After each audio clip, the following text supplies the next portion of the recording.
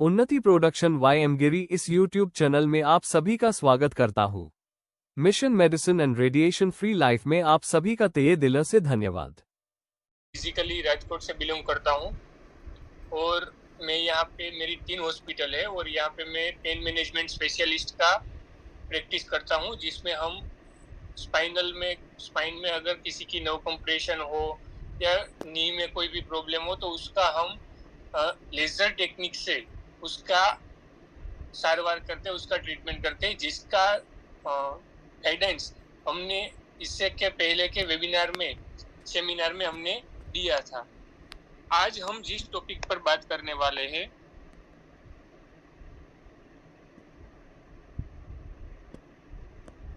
उस टॉपिक का नाम है पर्सनल फाइनेंस। यानी कि एक सेकंड, हाँ सर, मैं सेटअप कर लेता हूँ सर। ओके ठीक है, स्क्रीन दिख रही है ना?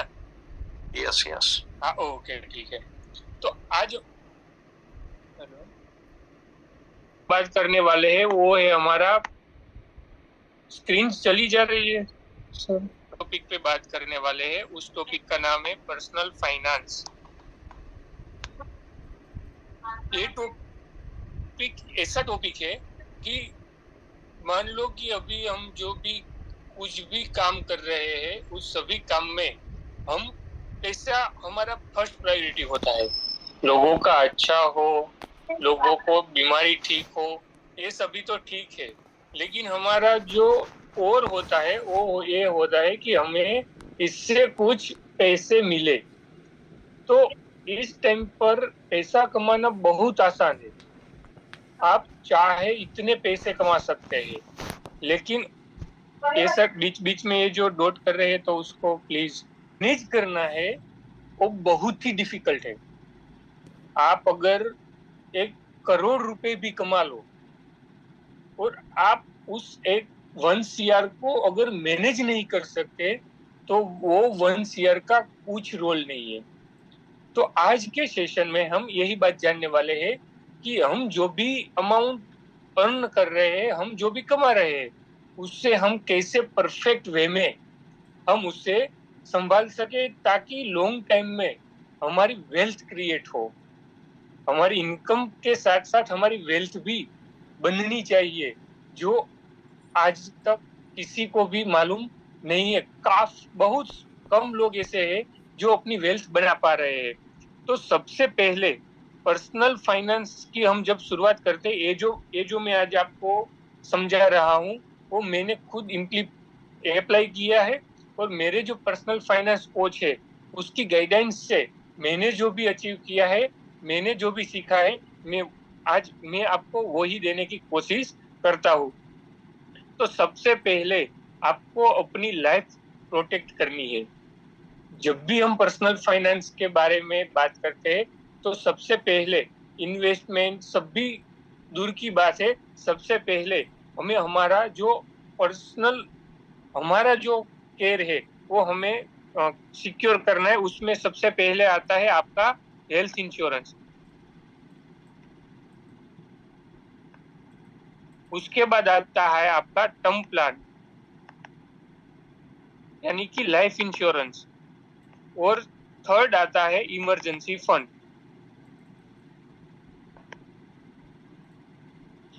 ये 3 टॉपिक आपकी लाइफ में अगर आपने इम्प्लीफाई कर दिए तो आप सोच नहीं सकते, जब भी आपको कोई फाइनेंशियल डिफिकल्टी आएगी या आपको किसी भी तरह की कोई भी बीमारी आएगी तो ये 3 जो आपका जो इन्वेस्टमेंट है, ये 3 आपने ले लिए होंगे तो आप बहुत सेफ रहेंगे। उसमें सबसे पहले आता है हेल्थ इंश्योरेंस यानी कि आपका मेडिक्लेम।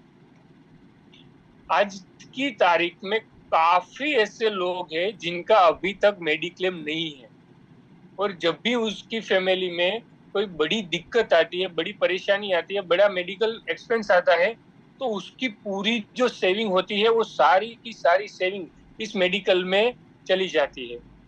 तो सबसे पहले आपको आपकी पूरी फैमिली का, जितने भी आपके फैमिली में मेंबर है, आप सभी का आपको अपना हेल्थ इंश्योरेंस आपको लेना। हम यहाँ पर आपको बेचने वाले नहीं है, लेकिन जो सबसे पहले आप जो भी कमाते हो, आप सभी का सब यहाँ पर जितने भी लोग बैठे हैं, तो मैं ऐसा मानता हूँ कि ये सभी लोग अभी अर्निंग मेंबर होंगे। यानी कि आप जो कमा रहे हैं उसी पैसे से आपका परिवार वगैरह गुजरान चलता होगा। तो आपको आपकी फैमिली का, पूरे फैमिली का जितने भी मेंबर है सभी का एक हेल्थ इंश्योरेंस आप सभी को जरूर से लेना चाहिए। उसके बाद आता है टर्म प्लान। सर फिर से चला गया, कोई स्टॉप स्क्रीन कर रहा है सर।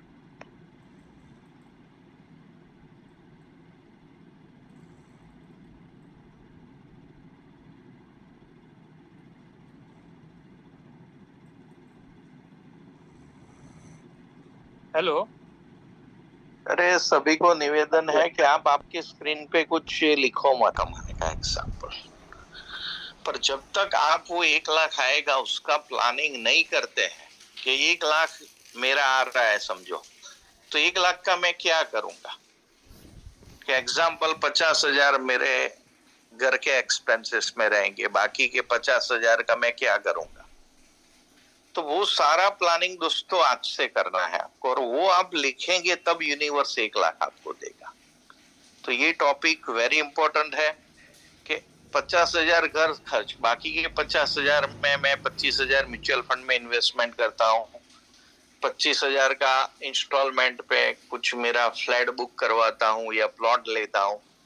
जो कुछ आपके अंदर की इच्छा है वो सारी आपको लिखनी पड़ेगी, तब यूनिवर्स देगा। तो इसीलिए दोस्तों ये टेक्निकल आज का सब्जेक्ट है पर वेरी इंपॉर्टेंट है। तो create team and team work, maximum लोगों को आज बिठाओ और आप नोट पेन लेकर बैठो, क्योंकि आज 97% लोगों के गोल इसीलिए अचीव नहीं होते क्योंकि उनको ये पता ही नहीं होता कि पैसे आएगा तो हम क्या करेंगे। लोग समझे हैं तो चैट बॉक्स पर यस लिख सकते हैं, जो मेरा कहने का तात्पर्य है।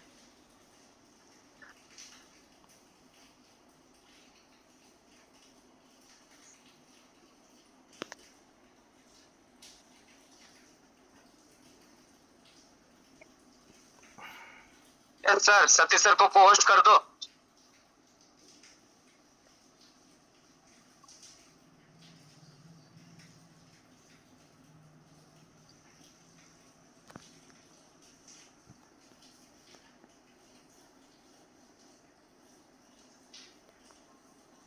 हाँ जी,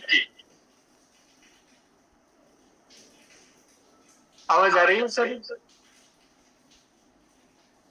यस यस। हाँ सॉरी, मेरा जो कनेक्शन है वो लॉस हो गया था इसलिए। हाँ जी, तो जो हम बात कर रहे थे कि हमारा ये जो तीनों, हमारा हेल्थ, टर्म और इमरजेंसी फंड। इमरजेंसी फंड वो फंड है कि अगर मान लो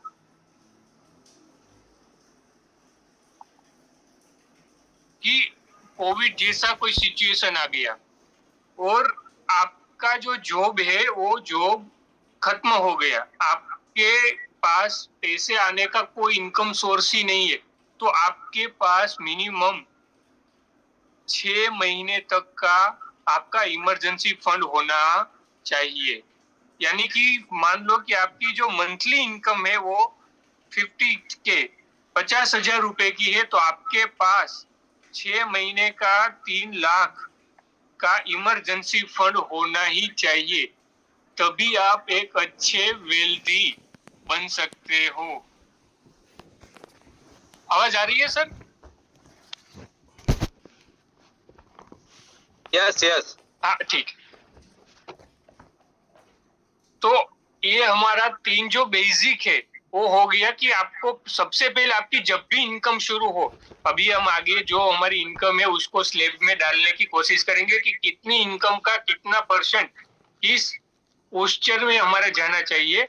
तो ये जो हमारे 3 जो बड़े कारण है कि हमारी वेल्थ को ये कम कर सकते हैं। ये जो टर्म प्लान है, टर्म प्लान में ऐसा होता है कि अगर बाई चांस आपके परिवार में अर्निंग मेंबर आप एक ही हो, और अगर आपको कुछ हो जाता है बाई चांस, भगवान ना करे, और आपकी डेथ हो गई, तो आपके जो नॉमिनी है, आपके जो बाल बच्चे हैं, उन सभी को 1,50,00,000 का जो भी आपने टर्म प्लान लिया है, वो अमाउंट आपके बच्चे को और आपकी वाइफ को, आपके फैमिली मेंबर को, आपके नॉमिनी को मिल जाएगा, ताकि अगर आप इस दुनिया से चले गए बाई चांस, तो आपकी फैमिली जो है वो अपना जो लाइफ है वो अच्छे से जी सके।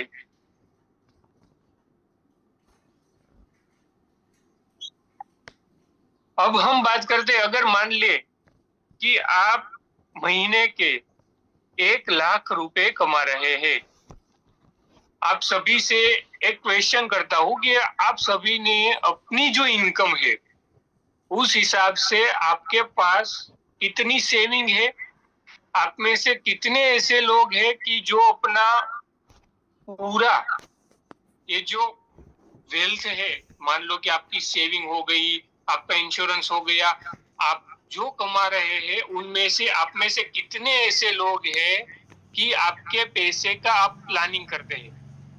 अपना रेज हैंड करके हमें बता सकते हैं कि आप में से ऐसे, अभी हम देख सकते हैं कि 82 लोग हैं, तो 82 लोग में से कितने ऐसे लोग हैं कि जो अपना पर्सनल फाइनेंस कर रहे हैं? विजय जी हमें दिख रहे हैं कि वो अपना पर्सनल फाइनेंस कर रहे हैं। 82 लोग में से सिर्फ एक ही ऐसा बंदा है कि वो अपना पर्सनल फाइनेंस वो खुद कर रहा है। हमारे यहाँ क्या होता है कि जैसे ही ईयर एंड हो, हम हमारे सीए को दे देते हैं हमारा फाइनेंस करने के लिए, लेकिन जो हमारी वेल्थ क्रिएट करनी है, हमें जो आगे बढ़ के जो भी कुछ चाहिए, तो वो हम कैसे कर सकते हैं, उसकी डिटेल अब हम जानने वाले हैं। तो सबसे पहले आपका आता है एक्सपेंस। आपकी जो टोटल इनकम है उनमें से आपका जो मंथली एक्सपेंस है उसमें आपका सिर्फ 40% ही जाना चाहिए। ये जो मैं बता रहा हूं, ये ऐसा एक फॉर्मूला है कि इसकी वजह से आप काफी सारे ईयर में, मान लो कि आप आज यहाँ फॉर्मूला अप्लाई कर रहे हैं, तो आने वाले 4 से 5 साल में मैं गारंटी देता हूँ कि आपकी जो अब की वेल्थ है, इस टाइम की वेल्थ है, और 5 साल बाद की जो वेल्थ होगी उसमें बहुत सारा डिफरेंस आपको दिखेगा। अभी आपको, मुझे तो नहीं पता, लेकिन मैं ऐसा मान सकता हूँ कि मैंने जिस लोगों के साथ काम किया, मैं जिस लोगों के साथ मिला हूँ, तो उसमें से 90% लोग कमा तो बहुत रहे हैं, लेकिन उसका पोर्टफोलियो देखे, उसका सेविंग देखे, उसकी लाइफ देखे, तो सभी में वो जीरो है। जो मंथ का कमा रहा है वो भी जीरो सेविंग कर रहा है। अमेरिका में एक झाड़ू मारने वाला था, उसने उनकी बचत में से थोड़ा थोड़ा करके जोड़ना शुरू कर दिया, और कुछ साल बाद वो अमेरिका के टॉप के जो लेवल के जो रिच पर्सन आते हैं उसमें उसका नाम आ गया। तो हमें सेविंग करनी चाहिए, ये सभी बताते हैं, लेकिन सेविंग किस डायरेक्शन में करनी चाहिए, किस में कितना परसेंटेज जाना चाहिए, वो आज हम बात करने वाले हैं। तो हम पहले लिख लेते हैं कि किस में कितना जाना चाहिए। तो हमारा एक्सपेंस में जो है वो 40% जाना चाहिए। उसके बाद आर एन डी में हमारा 10% जाना चाहिए। उसके बाद हमारा इन्वेस्टमेंट में हमारा 20% जाना चाहिए। उसके बाद आता है सिक्योरिटी में हमारा 5% जाना चाहिए। उसके बाद आता है लॉन्ग टर्म, उसमें हमारा 10% जाना चाहिए। उसके बाद आता है एंजॉयमेंट, उसमें हमारा 5% जाना चाहिए। और सबसे आखिर में, ये सबसे पहले वाला है, लेकिन सबसे आखिर में मैं लिख रहा हूं क्योंकि मैं जैसे ही लिखूंगा आपको ऐसा लगेगा इसमें 10% क्यों जाना चाहिए, तो वो है डोनेशन।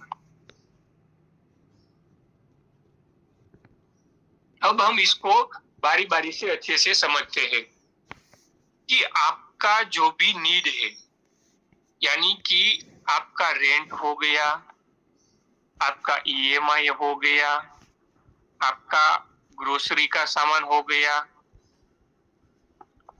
आपका जो भी महीने का, पूरे महीने का जो भी खर्च है, वो मान लो कि आप 1 लाख, हम यहाँ पे समझने के लिए 1 लाख फिगर ले रहे हैं, तो आपका 1 लाख में से 40,000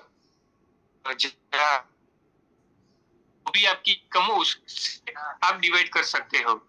तो आपका 40,000, हमारा 40,000, इसमें इससे 1 रुपया भी कम ज्यादा हमारी एक्सपेंस में जाना चाहिए नहीं। ठीक है, तो हमारा जो ईएमआई हो गया, रेंट हो गया, हमारे खाने पीने का हो गया, बाहर घूमने का हो गया, हमें अगर होटल में खाने जाना है तो वो सभी इसमें आ गया। 40% से 0.1 भी इससे ज्यादा होना चाहिए नहीं। उसके बाद आता है सबसे ज्यादा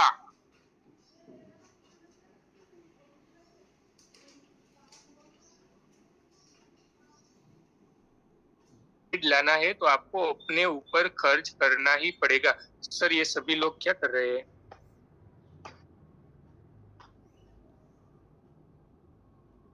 है ना, कुछ छेड़छाड़ ना करे यार। कुछ लिखो मत भाई, क्योंकि ये कोई भी ऐसे हाथ कर देता है, वो हो जाता है ऐसा। तो एक बार रिक्वेस्ट कर दो। हाँ कर दिया सर, ठीक है। तो अगर आपको किसी भी फील्ड में आगे बढ़ना है तो आपका खुद का इन्वेस्टमेंट होना जरूरी है। तो आपकी जो सैलरी है, मान लो कि हमने 1 लाख का एग्जाम्पल लिया था,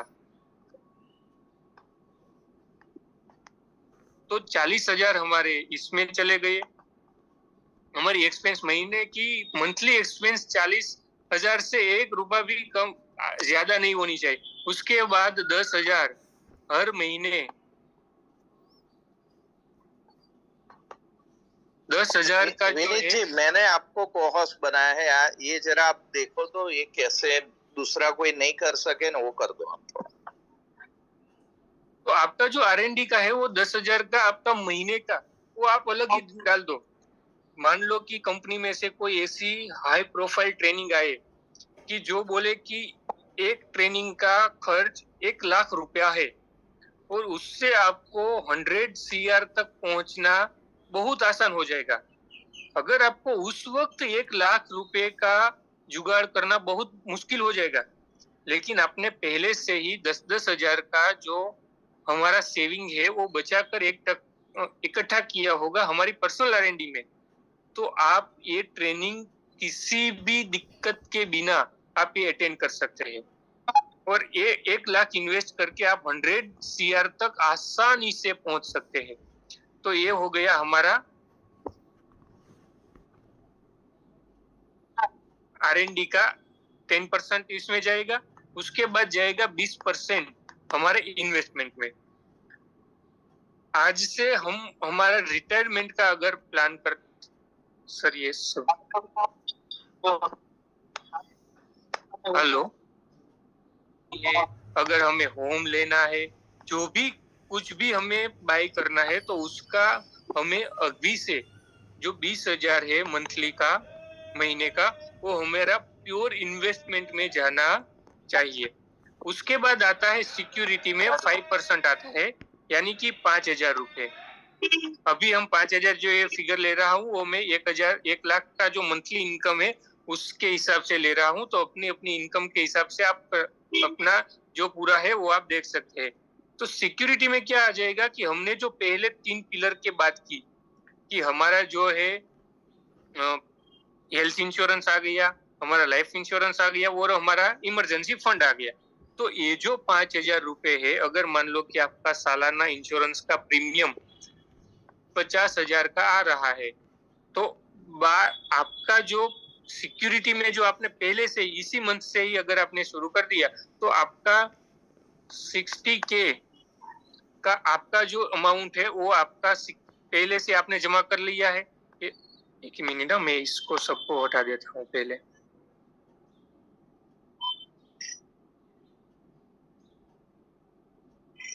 सर ये क्या हो गया फिर?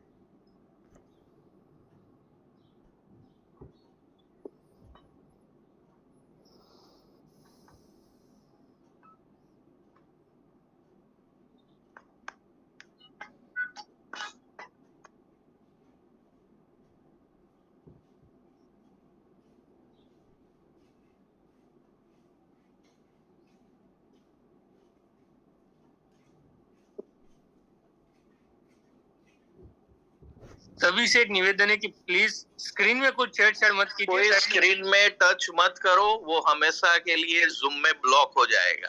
Make me cost. क्योंकि क्या हो रहा है कि ये जो पूरा है फिर से डिस्टरबेंस हो रहा है, तो पूरी लिंक जो है वो क्रैक हो रही है। तू जय होस्ट है। Okay, just give me a minute. और वो कौन कर रहा है उसका नाम मुझे दे अभी है। तो ये जो सिक्योरिटी में हमारा है वो 5% हमारा चला गया, ताकि हमारा जब भी एन्युअली हमारा इंश्योरेंस का कि हमारा टर्म प्लान का जो भी प्रीमियम आएगा, तो हमने जो महीने के 5,000 करके बचा रहे हैं, तो उसमें से आपका पूरा प्रीमियम तब चला जाएगा। आपको इनमें से किसी में से कुछ भी % आपको निकालने नहीं पड़ेंगे। उसके बाद आता है लॉन्ग टर्म में। तो लॉन्ग टर्म में हम जो है 10% डालते हैं। लॉन्ग टर्म में मीन्स कि हमारा जो रिटायरमेंट का प्लान है, कि मान लो कि आपकी अभी एज 25 ईयर की है और आप 55 में या 60 में रिटायरमेंट होने वाले हैं, रिटायरमेंट का प्लान कर रहे हैं, तो उस टाइम का जो कॉर्पस होगा तो वो होगा 10,000 का। तो अभी आप 10,000 की SIP या म्यूचुअल फंड कोई भी किसी में भी अभी आप इन्वेस्टमेंट कर देते हैं, तो आपका जब भी आप 60 की या 55 की साल में आप रिटायर होगे, तो आपके पास कई करोड़ का कॉर्पस होगा और आप बिना किसी के, अगर आप कमाई नहीं रहे, अगर रिटायरमेंट हो गया, तो आप बिना किसी झिझक के आप रिटायरमेंट हो सकते हो। आपको काम करने की कोई भी जरूरत नहीं है। तो उसके बाद आता है एंजॉयमेंट का जो है वो है 5%। यानी कि मान लो कि आपको कहीं पर घूमने जाने की इच्छा है, मानो कि आपको फॉरेन टूर की इच्छा है, तो आप पहले से ही 5-5 हजार करके आपका जो इनकम जो भी इनकम है उनमें से आप 5% अभी से आप निकाल दो।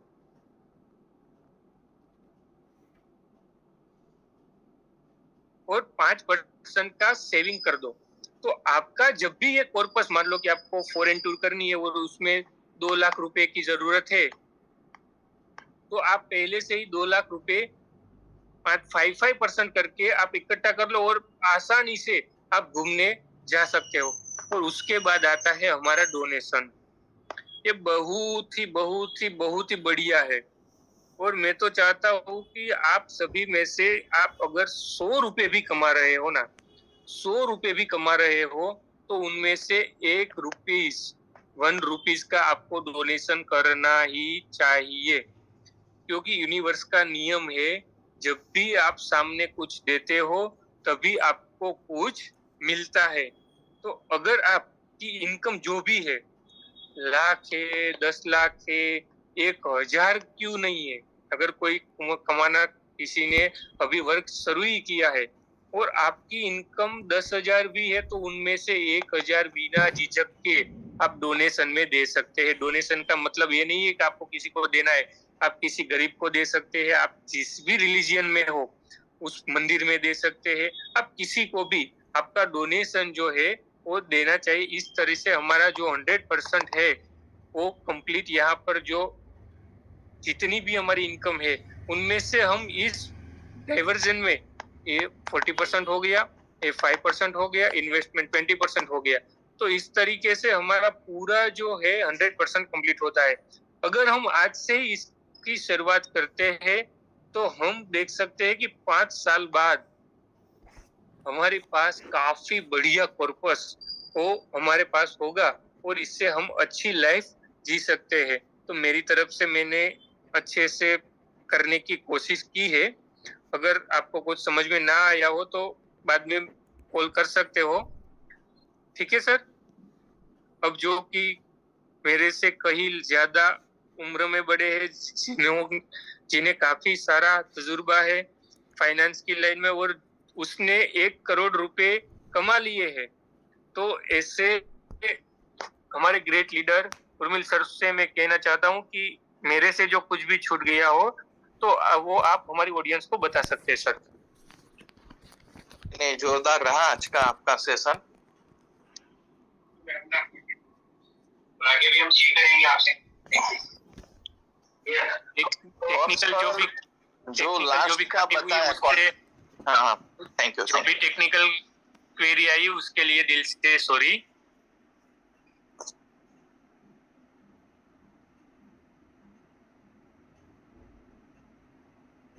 हाँ जी सर। यस जयदेव भाई।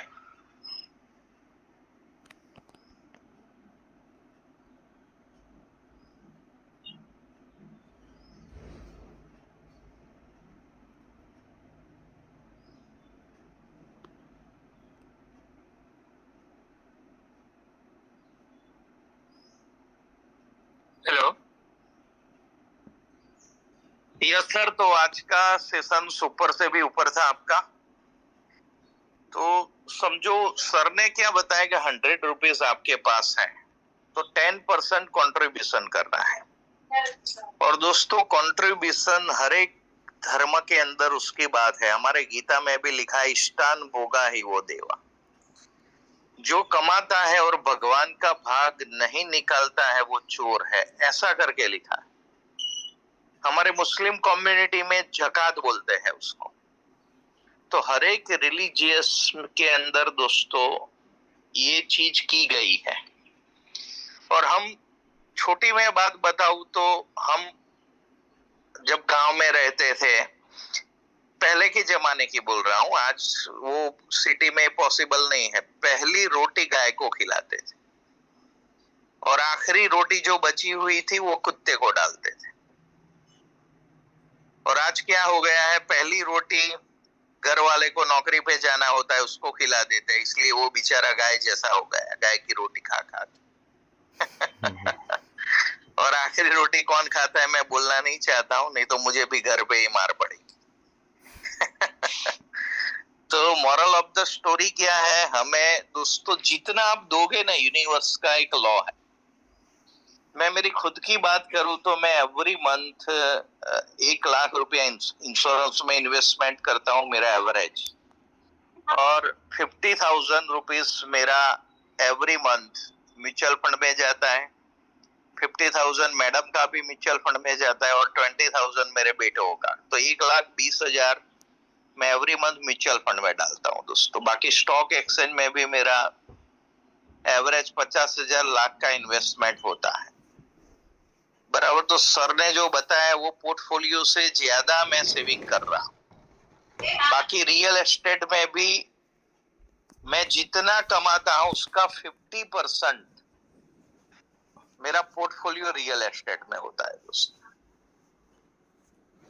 तो आप आपकी ये प्लान होगा ना तो यूनिवर्स देगी। अभी काफी लोगों के अंदर में ऐसी आवाज आ रही होगी, साला इनकम तो कुछ हो नहीं रहा है, ये हम लोगों को सिखा रहे हैं कि इन्वेस्टमेंट आए तो ये करना है।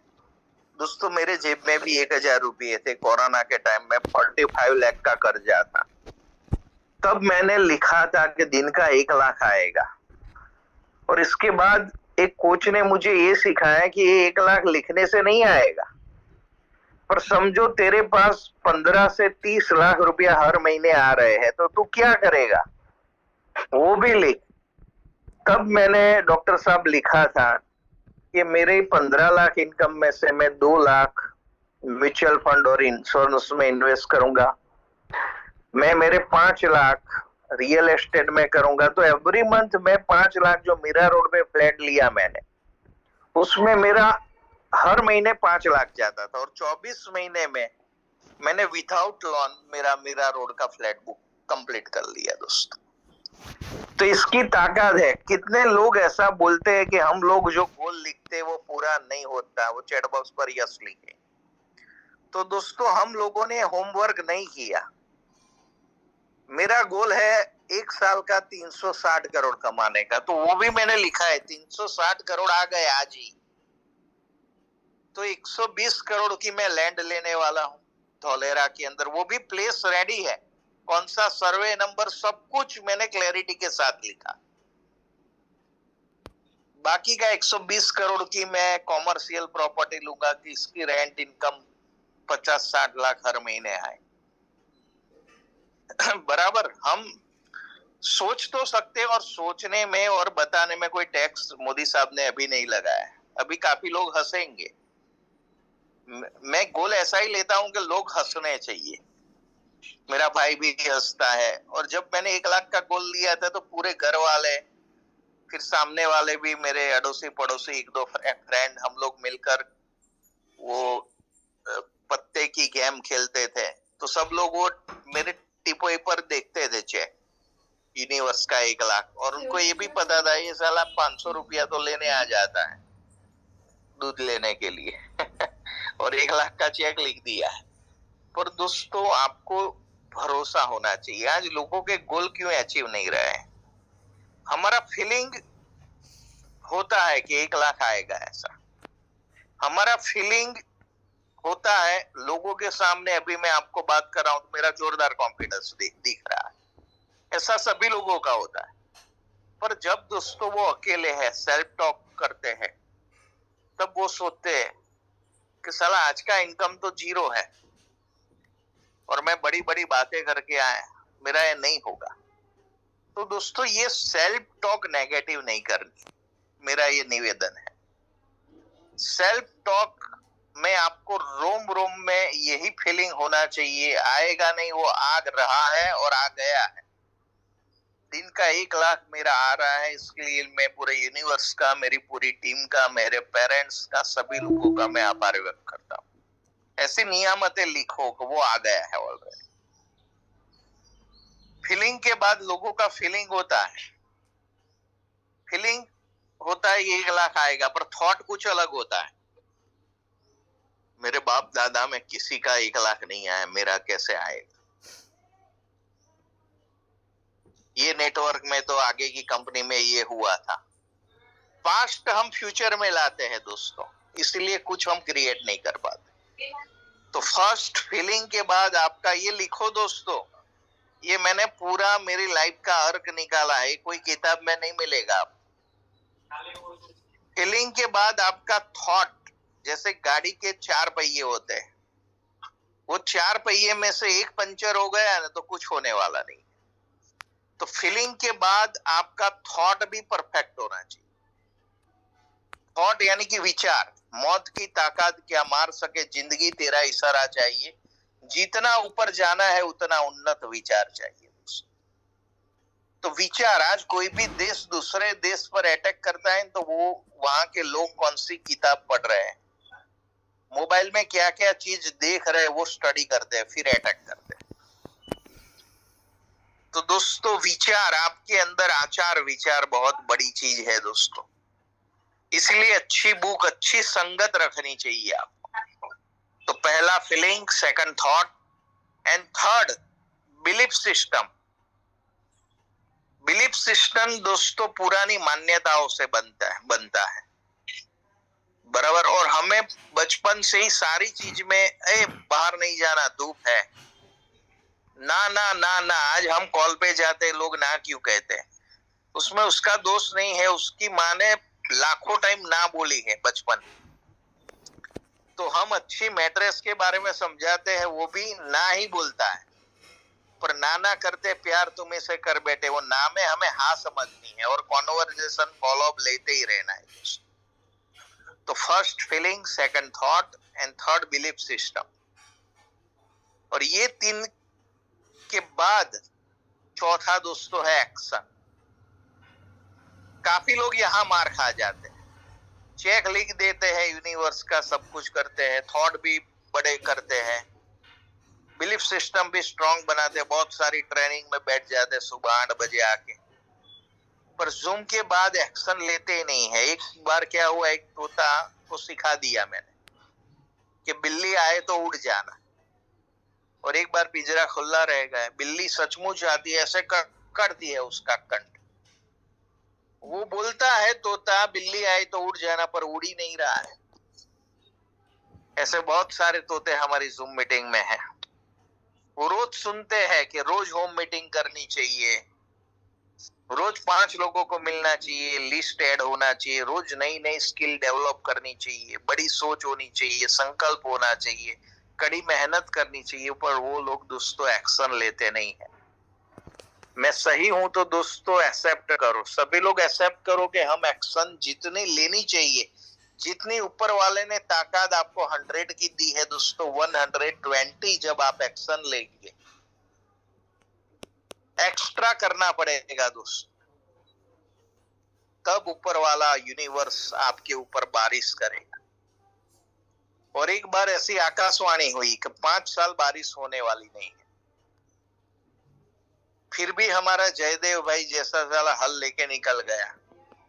तो बादल नीचे से जा रहे थे, पूछे अरे भाई जयदेव भाई तू क्यों हल लेके निकल रहा है? हमारे जयदेव भाई है ना एवरी वीक बंबई चले जाते हैं, तो वो हल लेकर जा रहा था। बादल ने पूछा भाई 5 साल का आकाशवाणी तूने सुना नहीं? तेरे कान में आवाज बराबर आ रही है ना? जयदेव भाई ने बोला मैं तो मैट्रेस यूज कर रहा हूँ, मुझे तो अच्छा सुनाई देता है, रोज जूम में भी ले रहा हूँ लोगों का एंकरिंग, मैंने सुना, पर मैं हल लेकर इसीलिए जा रहा हूँ कि 5 साल मैंने जो हल चलाना मैंने बंद कर दिया, तो मैं भूल जाऊंगा। 5 साल बाद जब बारिश आएगी तो वो चीज मैं भूल जाऊंगा, तो कैसे मैं खेती कर पाऊंगा? तो ये सुनकर बादल लोगों को लगा यार 5 साल हम बरसेंगे नहीं तो बरसना भूल जाएंगे। तो ऑन द स्पॉट जयदेव भाई के खेत पर जबरदस्त बारिश कर दी, वो टाइम ही बादल लोग। और इसलिए आज जयदेव भाई के सेल आ रहे हैं, क्योंकि वो बंबई जा रहे हैं, जूम भी अटेंड कर रहे हैं, होम मीटिंग भी कर रहे हैं, 1-to-1 भी कर रहे हैं। तो जितने भी भाई जैसे हैं उन लोगों को मैं रियली सैल्यूट करता हूं कि जिनका फीलिंग, थॉट्स, और अकेले जयदेव भाई नहीं है, हमारे रसिक भाई है, किशन जी है, बहुत सारे हैं, हमारे कादर साहब है, जो एक्शन टेकर है। तो दोस्तों 4 पहिए आपकी गाड़ी के होने चाहिए। नंबर 1, सभी लोग लिखेंगे फीलिंग्स, फील करो यार, फीलिंग। रोज आपके जो आपका गोल है वो आ रहे हैं, सभी लोग आंख बंद करेंगे, आपका जो गोल है वो आ रहा है, आ रहा है। फीलिंग के बाद थॉट करो, वो पैसे आ रहे हैं उसके आप क्या करोगे, टीम पे कितना एक्सपेंस करोगे, पर्सनल डेवलपमेंट में कितना एक्सपेंस करोगे, उसके बाद इंश्योरेंस कितना लोगे, म्यूचुअल फंड में कितना SIP करोगे, जो कुछ भी करो दोस्तों, पर आपको प्लानिंग करना पड़ेगा। 80% प्लानिंग करो और 20% वर्क करो, तो ही जीतोगे। चाहे वो इन्वेस्टमेंट की गेम हो या ई-बायोटोरियम की गेम, प्लानिंग बहुत जरूरी है। तो दोस्तों पहला feeling, second thought and third belief system. और हमारा बिलीफ हमारी मान्यताओं के ऊपर है, जितनी चादर इतना ही पैर। पैसा तो झाड़ पर उगते हैं दोस्तों। मेरे घर में रोज 500, 1000, 2000 का अमेज़न का आता है, मैं टोटल लगाता हूं तो मैं देखता हूं साला इतना तो मेरी जिंदगी में मैंने परचेस नहीं किया, इतना मेरे बेटे लोग हर महीने मंगवाते। मेरा छोटा भाई बोलता है यार तू तो मुकेश अंबानी जैसा तुम लोगों का लाइफस्टाइल, और एवरीडे आता है। अभी भी मैं वीडियो कॉल करके आपको 1-2 पैकेट पड़े ही होते। तो दोस्तों एक्सपेंस सेविंग करने से कोई करोड़पति नहीं बना है, फोकस इनकम पर रखो, आपको कहां जाना है वो इंपॉर्टेंट है, और एबंडेंस की तरह माइंडसेट बनाओ। तो number 1 feeling, number 2 thought, number 3 आपके बिलीफ सिस्टम, और number 4 action, action, action. Okay, तो thank you very much, love you all. मेरा कुछ आज की बारी नहीं थी, पर ये मेरा पसंदीदार सब्जेक्ट था तो मैं बीच में कूद गया। तो जयदेव भाई ओवर टू यू।